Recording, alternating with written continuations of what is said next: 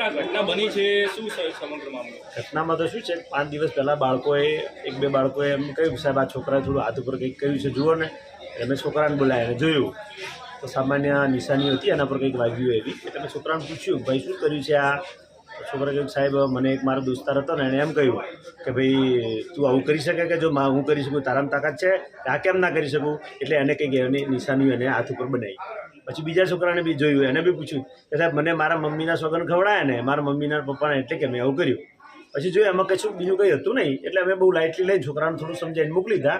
પણ બીજા દિવસે પેલું બગસરાની જે ઘટના આવી ને એટલે અમે થોડા ગંભીર બન્યા કે સાલું આ છોકરાની આ હતા મનોવૈજ્ઞાનિક વ્યક્તિ છે, હું સાયકોલોજીનો સ્ટુડન્ટ છું. એટલે મને એમ થયું કે આ કંઈક ને કંઈક પ્રોબ્લેમ આવું થઈ શકે, એના કરતાં આપણે એવું કરીએ તો અમે અમારા અધિકારીને જાણ કરી કે આ ઘટના કંઈક આગળ વધે, 8ના 16 છોકરા થાય, 32 થાય અને બધા છોકરાઓ કરવા માંડે તો અમે એનું કાઉન્સેલિંગ કરીએ અને એમ મનોવૈજ્ઞાનિક કાઉન્સેલિંગ કરીએ.